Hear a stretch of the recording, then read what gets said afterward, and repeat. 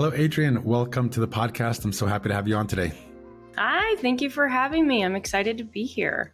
Absolutely. So we're going to dive right in. What is Growth Assistant and who do you serve? All right, Growth Assistant provides offshore solutions for talent. So we find all of our talents in the Philippines right now. We find Philippines talent, mostly marketing roles, but we do some customer service, some EAs. And a lot of our clients expand within their company. So we are filling more roles than just marketing now.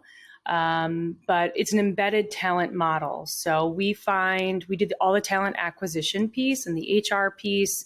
The talent sits with us, but they're embedded within the client's team. So the client is kind of responsible for the development and growth. It feels just like a remote worker in any other job setting. Got it. And are you doing placement, or they're your employees, but they're embedded in the client's teams? The latter. So they're our employees, and then we embed them in the client's teams. Got it. And I saw on Twitter, congratulations that you just hit $9 million in ARR. So that's a really nice milestone. Super exciting. Yeah. And I wanted to ask you about the roles that you place. That was going to be one of the topics to dive in on. You started with growth roles, marketing roles. And it sounds like you're expanding to other areas. So how did you think about when you were first starting, why start with growth? Why not start with, let's say, EAs, executive assistants, which is pretty popular for offshoring. And then, how do you think about which roles to offer and when to say no when clients ask for additional offering? Yeah, great question. So we started with a focus in growth marketing. So this actually it's kind of our beginning story would be helpful here. But my co-founder, Jesse Pucci, recently sold a digital marketing agency called Ampush. Ampush was one of the first movers in the growth marketing space, especially Facebook. So he had exposure to a lot of in-house brand teams. He would go do roundtables with them. And a common issue that he found when he would visit kind of these in-house brand teams was that they're not leveraging anybody offshore. And that was a real success they had at Ampush. So we focused in digital marketing first, partly because Jesse had the unfair advantage of that network. We also know those roles really well because he was in the digital marketing space. And we can train in those roles well because of that experience. And then there were there's a lot of other large players in the EA space, and just the general VA space. We wanted to be a little bit more focused and strategic. And we think that the market here is so large. If you had a little slice of the pie, and ours would be more marketing specific, it can be a very large business. So that's really why we picked marketing to start. The growth into other roles, I'll call them, are really organic. So a lot of times the marketing team or the accounting team gets wind that the marketing team is using growth assistants, and they're like, oh, I've got a bunch of tasks that I could delegate to someone fairly easily. So then we're doing the accounts payable specialist for them as well.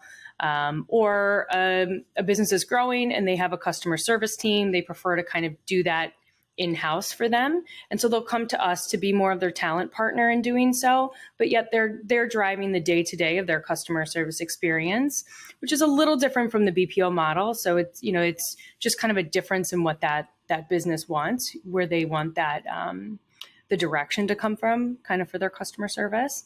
And EAs, almost everyone we talk to could use an EA. Everyone, I'm sure you included, with calendar scheduling, flight booking, any of kind of the day-to-day task, booking my kids' dentist appointments, making sure they have the right insurance information there when they do that, sending thank you gifts or birthday gifts to people on my behalf. I'm very interested in the offshoring outsourcing model. So we're going to dive into that in a little bit, but I still want to learn more about Growth Assistant and your background. And just as a quick aside, I am a big fan of Jesse's, and that's how I found out about Growth Assistant and of his podcast, the Crazy Ones with Alex Lieberman. Hopefully we'll get Jesse on the podcast in the future as well to talk about his journey in selling Ampush and that experience that he's had. So going back to the roles, are there any roles or asks that you've said, no, that would take us off of our focus? Yeah, great question. Yeah, so sometimes people will come to us with like a marketing strategy role. So maybe they don't have, maybe that's a 2-person team and they really want someone to kind of drive their marketing strategy. That's really not where you plug in growth assistants. Supporting that strategy person so they can do more strategy is where we plug in nicely. Got it. And what's your background? How did that lead you to starting Growth Assistant? Yeah, great question. So I actually started out of college in a trading firm. So I traded Eurodollar options for a short time. That trading firm began to grow and make strategic moves to really, it was under 100 people at that point, and then grew to, I think they're probably at 1,500 now. They were about maybe 1,200 when I left that company, but I had multiple roles there. So after I kind of got greenlit from a partner to go build their recruiting program and learning and development program, I kind of jumped over. After doing the trading myself, I was able to kind of develop those programs and know what was needed for those roles. So I built, internship programs, recruitment programs, learning and development for everybody that's coming in as well. And I did that for about 7 years for them. So that's kind of HR people ops realm. After that, it was time for me to build again. So I jumped with a partner to the real estate development arm and did a lot of, I'll call it matchmaking there. Did matchmaking in the first role with trading. Did matchmaking in the second role. This is all with the same company in kind of the people ops role. That's a more obvious one. And then in the kind of leasing and development role that I had with the real estate arm of the same company, did matchmaking for businesses trying to find homes within our developments or seeking out the right businesses to find homes in our development to be a part of it. So in all three of those, as I've reflected back on my career, like making good matches has been key and my genius really. So I applied that. So I left that company, kind of crazy story, left that company in February 2020, the end of February. Within 2 weeks, COVID hit the US or hit the world, I guess. And my kids were home from school. I was going to meditate for 3 months, figure out what I wanted to do next. I did about the opposite of meditation, which is threw that plan out the window. Yeah. Did it opposite of meditation, which was be at home with my kids trying to do remote school. I started consulting later that year in an HR capacity and really got that passion for HR ops coming back for me. And like, it was an amazing experience. Was supposed to consult for 6 weeks, ended up doing it for about 6 months. And at the tail end of that, Jesse and I were talking about what he was going to build, what I was going to build. And we got to this one actually on his list. And we were like, whoa, I think we're going to build this together, which wasn't the intention of the call at all. We were just kind of spitballing. He's more of a chairman-like position, probably. We're co-founders. And then I'm the day-to-day CEO, kind of building and running it. That's been an awesome experience too, to go through with a very close friend. Right. And he describes the business as being more supply constrained than demand constrained. And he talks about how your ability, your zone of genius, as you described it, in identifying, onboarding, and integrating these growth assistants, these outsourced resources, really is what makes the company successful. So I find that to be interesting. Is there any success stories from clients that you can kind of point to, and maybe like case studies that you use for case studies that they've leveraged Growth Assistant and really helped them to scale or achieve whatever they were looking for? Yeah, there's one of our earliest clients is an agency, and they started out with their first growth assistant in a reporting capacity role. And this is success. Like when I think of the successful when I think of a successful relationship there or a successful client story, it really is a successful GA story as well. Like I think about the success of the GA in that equation. So in that case, the growth assistant started within 2 months, had taken and built so many reports that they didn't have. It was providing really valuable insights for the business. The directive was go find me more Edwards. So we did that. So we went out and now they've built out quite a robust reporting team with GAs, some of them reporting to this original GA as well. So it's not only, obviously it's benefited the business in amazing ways. They had reports in mind that they wanted to just be updated by someone else other than the person who was probably more strategy driven or wanted to be more strategy driven. So some of the implementation work went to the GA at first. But then once that GA understood the business and really what they were going for, the amount of reporting and complexities that he could follow up with later really paid off for the business. And like I said, on the GA side, he became a manager. He's learning new skills there as well, and really loves the company he's with. That company also came back and asked for two different designers. One was more graphic design and one was more animations. So we filled some designer roles for them and also digital marketing assistant. So one of the coolest things is scaling along with these businesses. So as I've met, in the beginning, I was doing all the sales calls, I was doing all the interviewing and finding the matches. Now I've got a little bit more help, but being able to talk to a business owner or, a head of marketing and understand how they're scaling and how significant the growth assistant is to that scaling has been super rewarding. And what happens naturally is as your business scales, you need more growth assistants. So it positively benefits our business as well. So that's truly how we know when our business is like a perfect product market fit is when they're scaling and we're growing with them, which we've seen in many of our clients. ARR expansion with the client, right? So they're using more and more services, and these are all full-time resources, right? It's not like freelance, project-based, fractional. These are roles within their team. Correct. And that's one of the reasons why we have such a strong hold, I think, on the supply side, is that we're offering opportunities that are a little bit less risky for the talent. So sometimes the freelance community in the Philippines is used to people not paying for months, or they say they have a job and they really don't have a job. That person never emails them back. Like we're taking a lot of the risk out of that equation for the supply side. So, another reason why they're interested in applying to Growth Assistant. But yeah, it's a 40-hour per week person. That same person, Caleb, is with your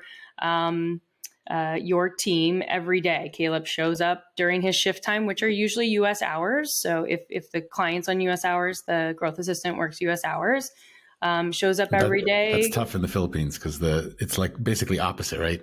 It is. What I've learned in the beginning, this was like one of my main questions, like how is this happening? It's also something we have to tease out too, because it is a discipline.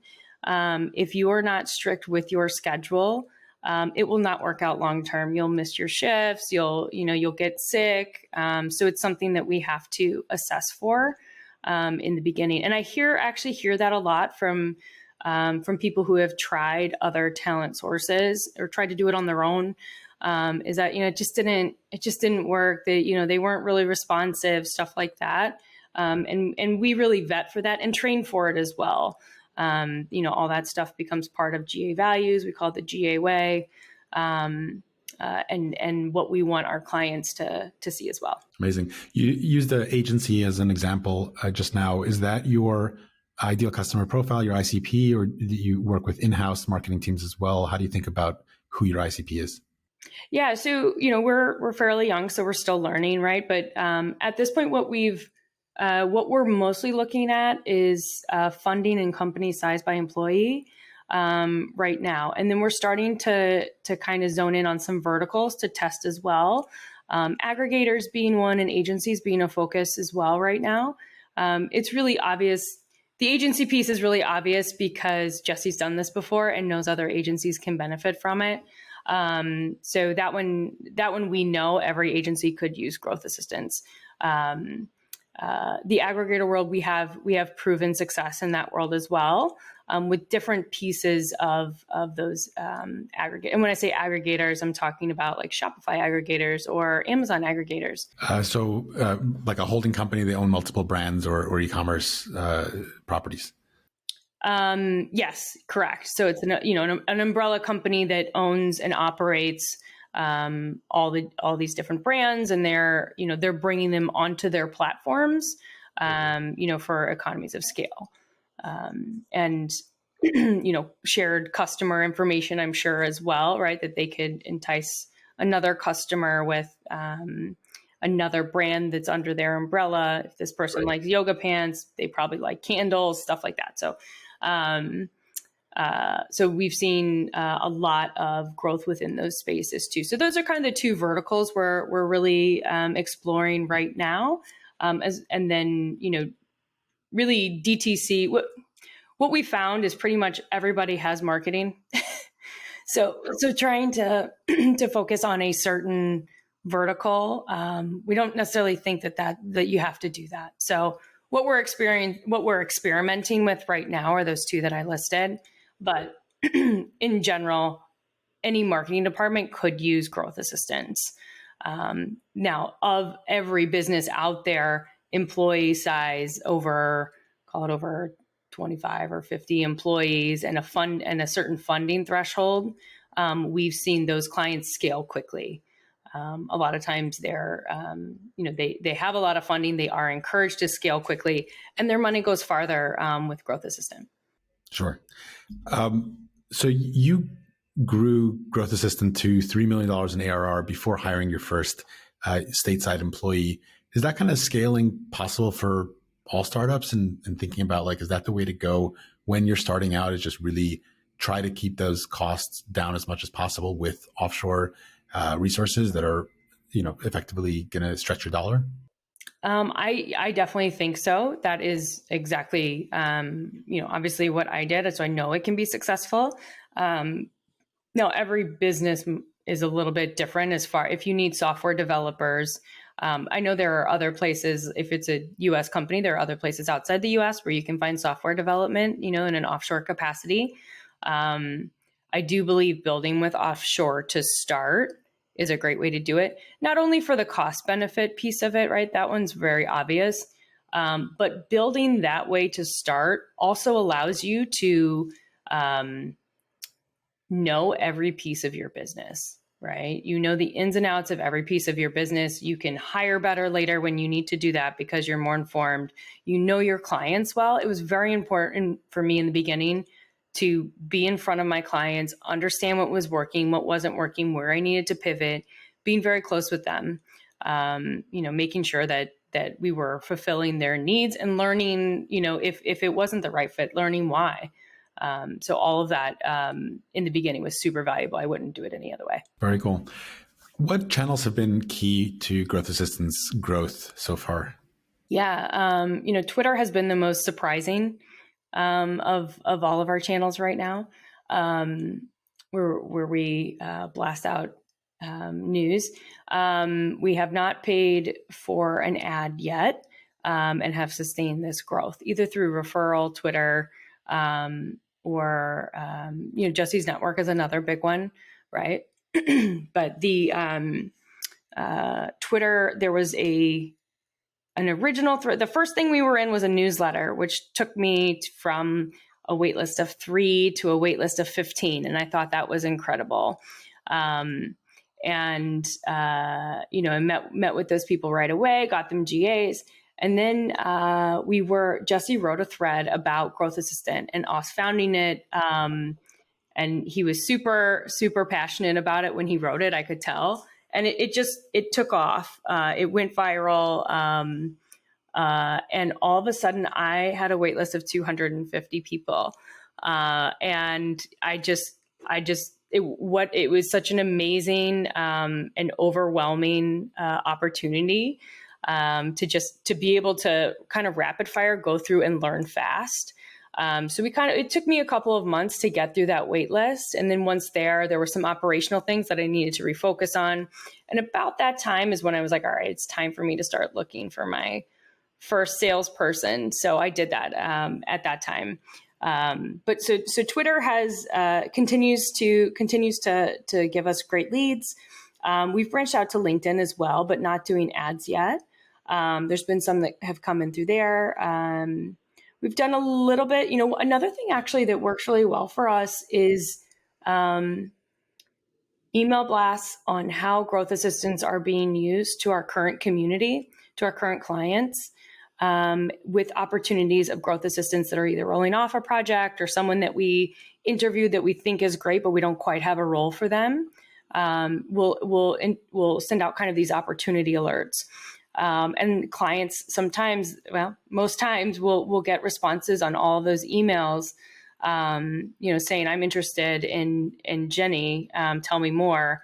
And from existing clients. Yeah, from existing clients. We've done some cold outreach. I would say that it's been like average for success rate. We probably could learn a little bit more there and pivot. But those are probably our main channels. Got it. On your website, your call to action is apply for the wait list. Is that a marketing tactic, or are you truly supply constrained and everybody's going on a wait list? Yeah, interesting. So we just hired a third. This is so timely. We just hired a third salesperson actually, and which allows our wait list to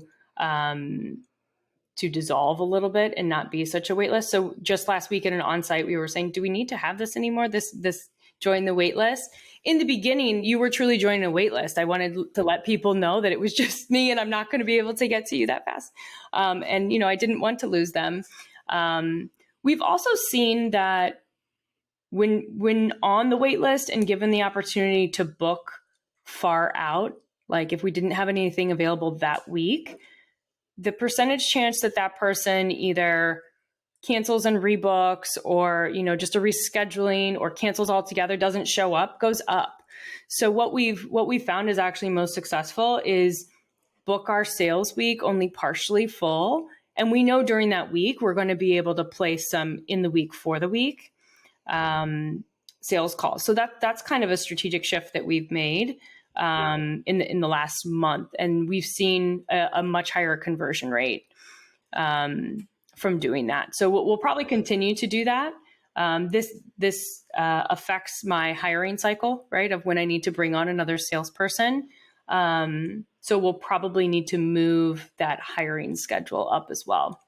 Interesting. It's not a bad tactic. And I was, in fact, Tony Beltramelli, who was on the podcast a few weeks ago, and they use waitlists intentionally as a way to generate kind of this scarcity buzz around launches. But interesting how you're employing it, and whether or not to keep it, even if you're not supply constrained. You talked about Twitter being really successful for you, and I've been following you and really enjoy your threads, how you're kind of building in public, which is that kind of buzzword that people use. You're sharing a lot of the inside baseball of what it takes to build a startup, build a company. What are the pros and cons of doing that? Obviously, it's some founders are a little bit more open to sharing, and I feel like you share some of the good, bad, and ugly on your Twitter threads. What are some of the pros and cons that you've seen doing that? So what ended up happening is, as I would have sales calls and meet with clients for feedback and stuff like that, I was learning so much that could be applied to any business, not just mine. In general, like high level, my motivation is helping people. I want to help clients with their business and the day-to-day of that, specific employee that we're going to move stuff off their plate by using a growth assistant, make them happier in their role by using a growth assistant. I want to help the talent. I want to help them find great opportunities and chances to grow that they might not otherwise have, and really make an impact in their life. At the end of the day, if I can share some of these stories or success of mine as the business or of other clients using GAs and how successful they've been, I feel like I'm helping people. So really sharing for me is just a way to help more people, sharing publicly like that. If one person gets something out of it, that's totally worth it for me. One thing I had to get comfortable with, if I'm being truly honest, is sharing the numbers. I've Not noticed, just sharing relative numbers, right? Some people, they share like percentage growth, but you don't know what the base is. You're actually sharing number of, ARR and number of clients or whatever. Yeah. I think, partly is like, I think partly the reason is this is my thing. I don't have any VC money. I'm not really answering to anyone else. Right. So, I can kind of grow this in the way I want. And if that's talking about numbers, I can do that, but, like I said, at first it wasn't easy to do that. And I was actually reading a woman's tweet the other day, and it made a lot of sense. Women in general don't speak up about their numbers as much. They feel funny doing so. And this is outside of even probably, you can see it show up in like compensation, right? Where women don't advocate as easily for themselves when it comes to money and figures. You can see it. You can see it in many different areas of society, right? So I kind of wanted to break that a little bit, or maybe be an example for other women to feel comfortable doing that. The more times I do it and someone is helped by it, it doesn't feel like I thought it would. I thought it would feel like I'm bragging. I'm not bragging. Like, I'm showing you how to do this, and giving, so you can track the story too, and the growth story, which I think is interesting for people. I wish I had that when I was beginning too. It is motivation for people, I think, to see someone else doing it, and okay, this is how they're doing it. This is what they're learning. This can really happen. I didn't think that this was possible, to be honest. Yeah, and I appreciate you sharing. So keep doing that, and I'll keep following along. And I actually find that bootstrap founders are much more willing to share numbers and data than VC-backed startups, and there's probably a few different reasons for that, but it is an interesting differentiation. You mentioned that you're not doing or haven't done paid advertising yet. Is that something that you plan to do in the near future, or just generally, what do you think, which channels do you think are going to be the most important for your growth when you get to the next level, as you think, 2-3 years out? I think some additional newsletters and like partners will be important in the next few years. I think for the first paid thing we'll probably do is LinkedIn ads to see, how those are going. We're likely ramping that up this quarter just to experiment, like give it a budget and experiment with it and see what happens. But, those are probably the two main channels that stick out right now. I mean, mostly business focused areas or verticals, that's channels. That's what I was looking for. Business focused channels feels like the right avenue for us. People who are curious and learning about that. Another place we've seen a lot of success lately is conferences. So going to a conference and just starting to network with people and share the story. Some people have heard of you, some people haven't. But you get a great list of companies you can help there.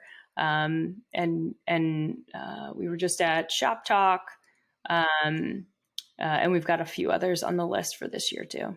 So marketing, e-commerce type conferences. Yeah, there's some SaaS conferences out there, anywhere that could use a bit of marketing, staffing augmentation. Awesome. So looking a little farther out, what's the grand vision for the company? I don't have like a solid vision, right? I kind of split it into buckets. So I could scale real fast and sell, right? I could like pedal the metal and just do that. And I'm confident we could do that. I could do more of a lifestyle business, right? I'll just grow it at the pace that feels comfortable for us, and we'll just sustain for a very long time like that.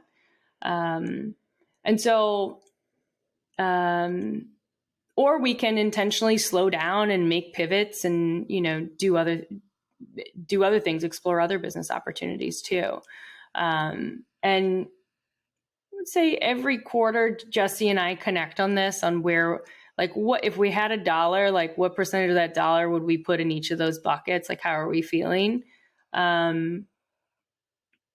Right now, I am having such an amazing time learning every day and helping people.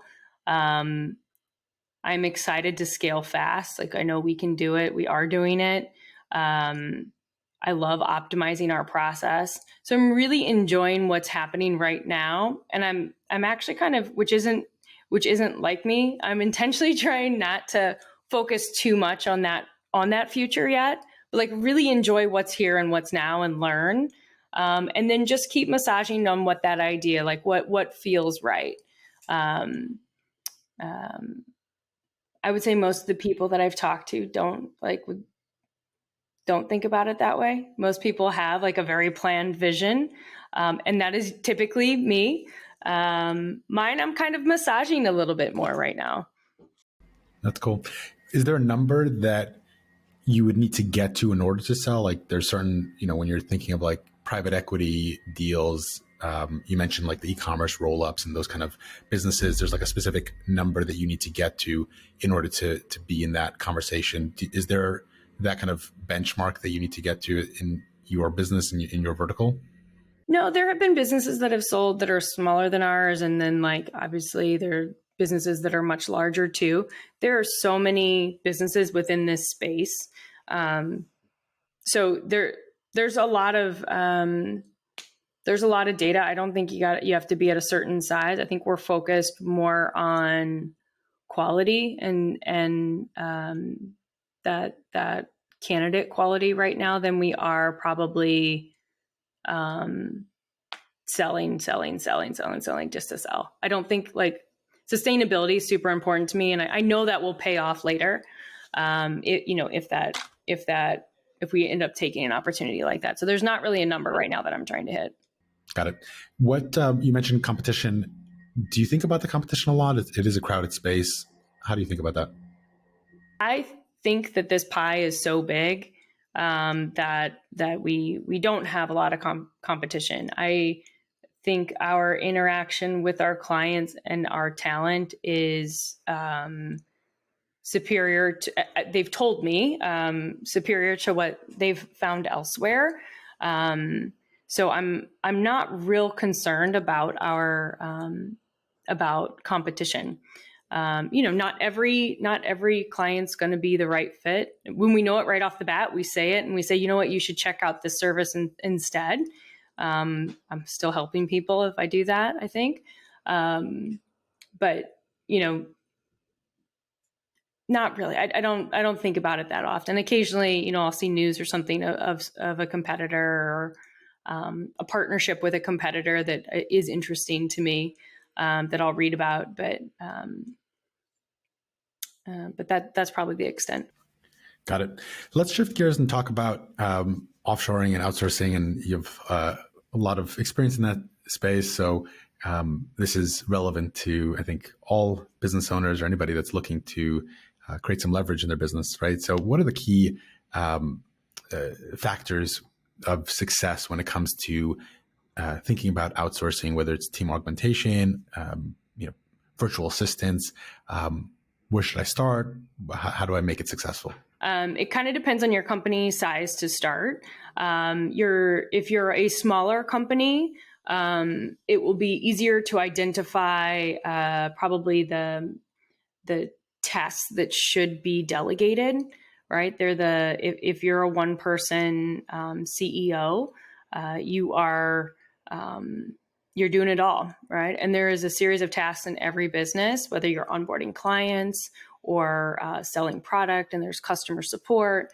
There are repeatable tasks there that can be delegated offshore.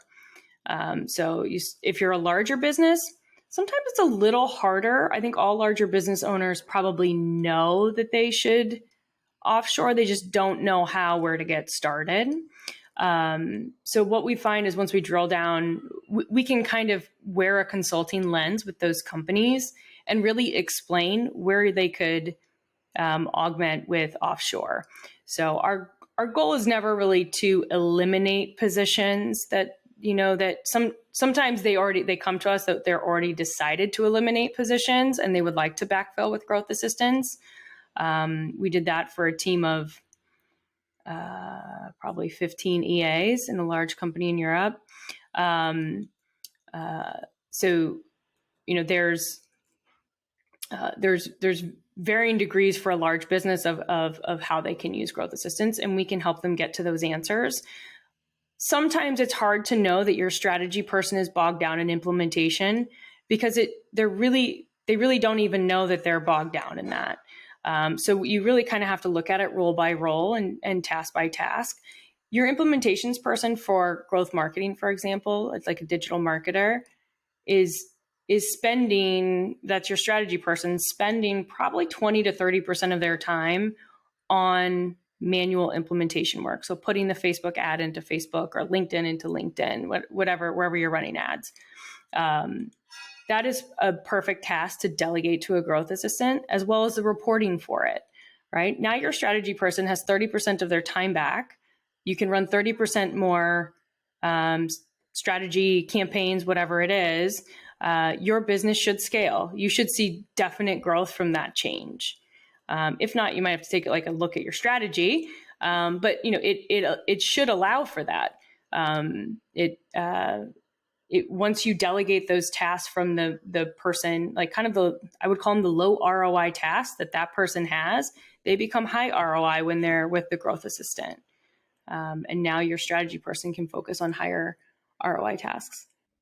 That makes sense. So what's the process?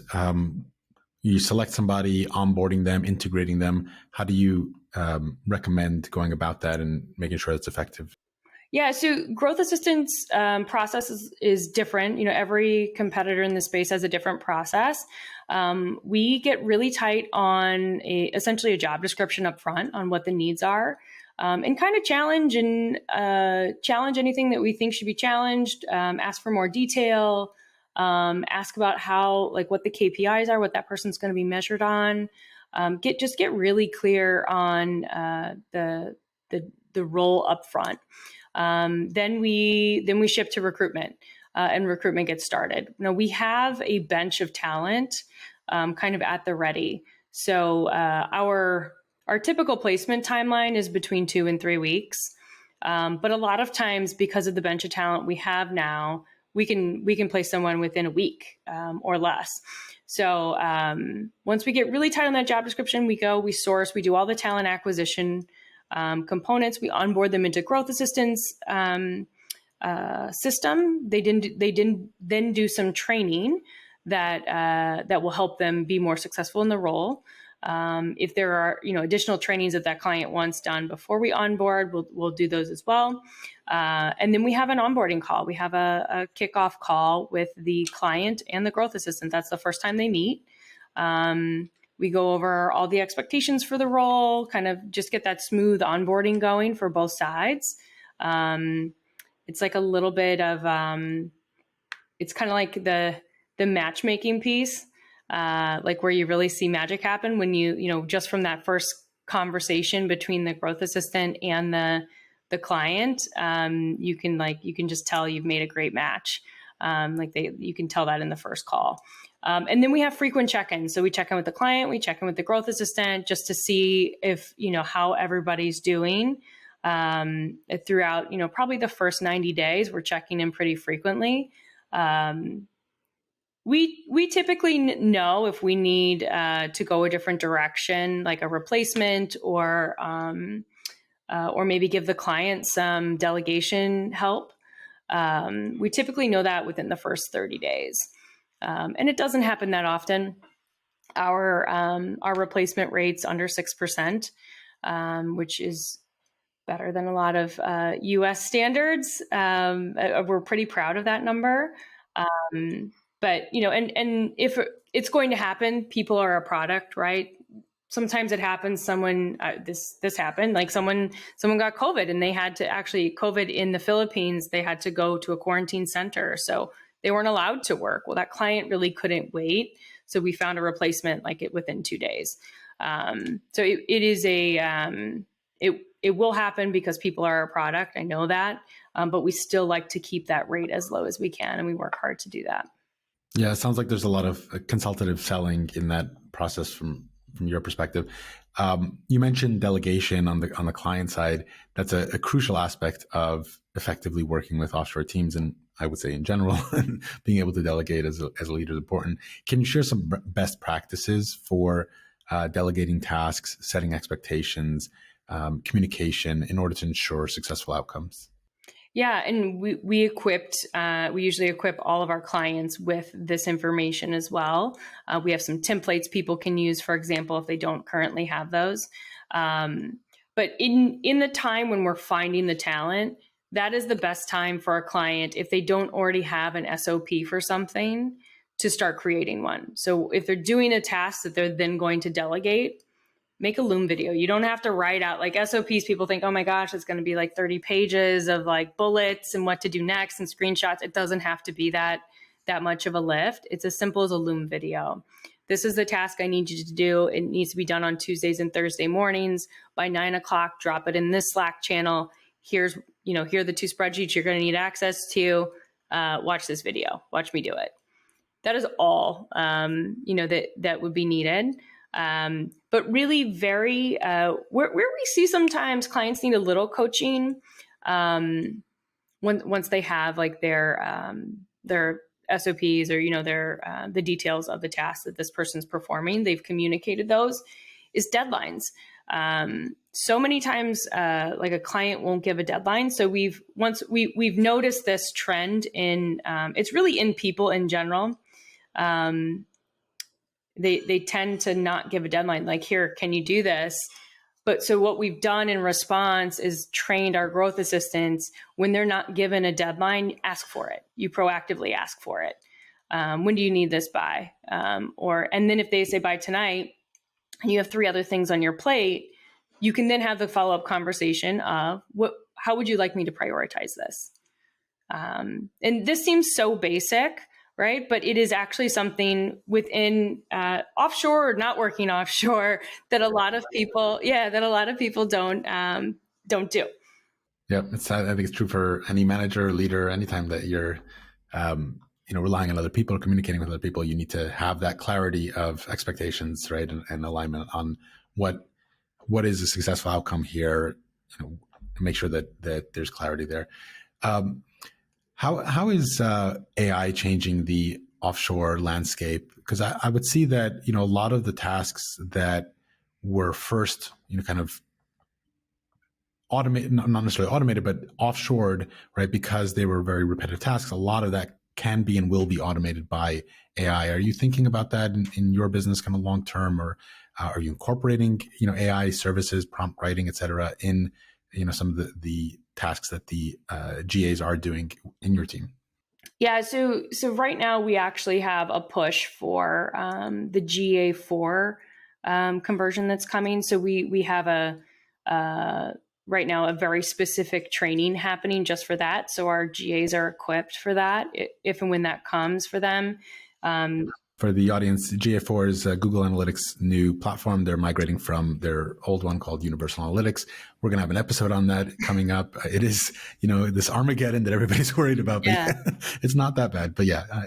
Yeah. So that's an example of I would say a specific skill or issue that is coming up in the industry that we're addressing with growth assistants, and making sure they're equipped to handle that, and they have certificates to handle that. The next one for us is actually AI. So we're developing that program right now.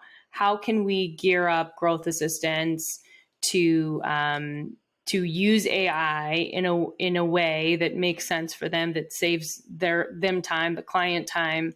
And are there other areas within the business that they're sitting in where the client should consider using some form of AI with the growth assistant or not, like helping identify those for clients? So those are some things that we've been tossing around. We're putting a program together for it. In the landscape of it, as you said, or as you asked, I don't feel an immediate threat from it. A lot of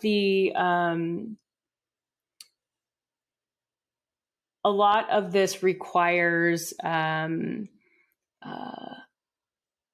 probably a different depth of information than what AI can generate right now. Maybe AI can eventually write all the customer scripts and stuff like that, but there are subtleties in the customer experience that I don't think people are going to be willing to hand over to a bot to start. That's just an example. Our other stuff, I think, using AI, our other roles, like using AI to write a clever email, for example, for email marketing, great. Like, use it, go for it. Someone has to be able to tell, the AI bot, like, what to write, right? What to write about. So there still is a human piece to that. So I see it more as a skill that we're going to want our GAs to have, not necessarily something that a client then doesn't need a GA. Human in the middle is still needed right now, but it'll be interesting to see how that plays out. So just to kind of wrap up and make it tactical, can you share, what are the top 3 takeaways for founders, marketers, anybody who's responsible for growth when they're thinking about should I or how do I offshore to get more effective, to leverage the resources that I have in order to scale my operation? This will be number 1. If there's something you're doing more than once a day, write it on a list. Or, once a day for the week or whatever. If you're doing it more than once during the week, write it on a list. Just quick, do this over, you could do it over a week's time. You could do it over 2 weeks' time. By a month's time, for sure, you'll see it. But there will be a pattern of tasks that you could delegate. And once you have that, it's a very easy conversation to either have with your boss or to pull the trigger yourself of how much time you're spending doing this, we'll call it implementations work or more manual work, that if you had someone to delegate that to, you could do X amount more with your time, right? It also leads to a more positive employee experience. It becomes an employee retention tool. A growth assistant does. So that would be the first thing to kind of, how do I know if I need it or if I could use it? You could just identify the tasks. The second lesson, which is really a lesson for everybody, is figure out where you're making a decision from. This has been one of my important lessons that I've learned. So if I am feeling a physical response when something is happening or when I've been asked a question or I need to make a decision, that's a sign that I really shouldn't be making a decision at that moment. It's a sign that I feel threatened, like I'll get sweaty hands, for example, or I get hot when someone's approached me with an issue. I really shouldn't make a decision in that moment because my body's processing something that I need to let it process. We call this kind of we'd be below the line, is kind of how we talk about it within our company. If I'm coming from above the line, I can approach that. I can approach that issue with more creativity and curiosity, and we'll come up with a better solution. Got it. So don't jump into it when you're in the height of frustration. Cool down and think about it. Yeah. It's so easy in the early stages to just want to firefight all the time. You get very used to that. This issue's happening, I'm going to do this. This issue's happening, I'm going to do this. But in the end, all those add up to sometimes not a great outcome because of just only where your body was when you were making that decision. The third real tactical piece of advice for anyone running a department or running a business is get close to your clients from the beginning, right? Really understand what they want, how they hear things, and all that will inform how you sculpt your product. So our product is people. It informs who I select. It informs how I train.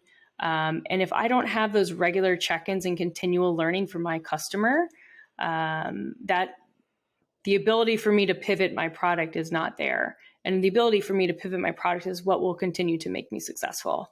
So that would be number 3.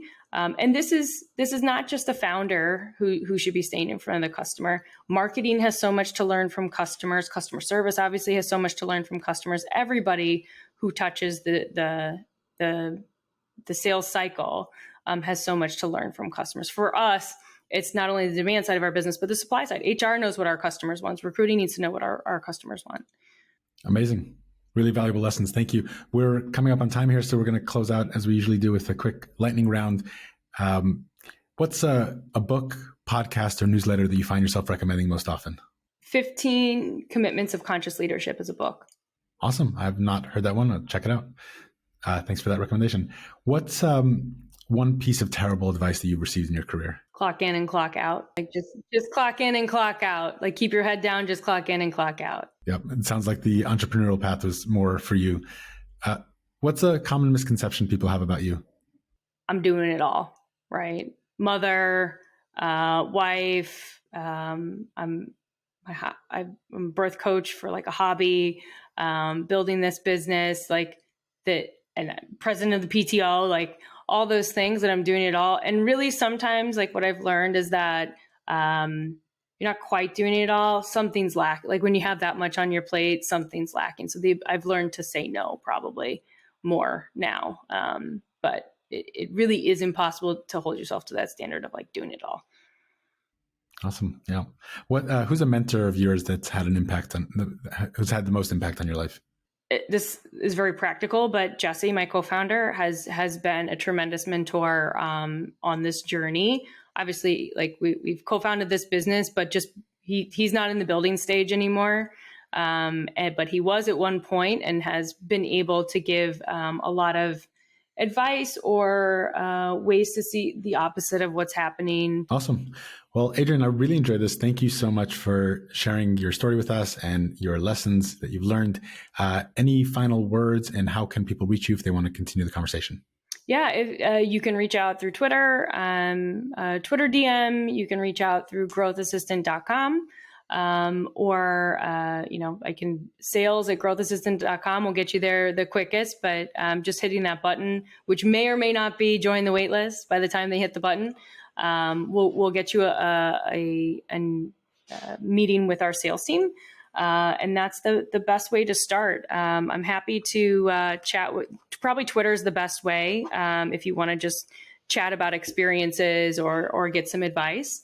But we'd be happy to help anybody, any listeners. Amazing. Thank you again. And I'm going to continue watching your amazing journey on Twitter and rooting for you guys. Thanks for your time.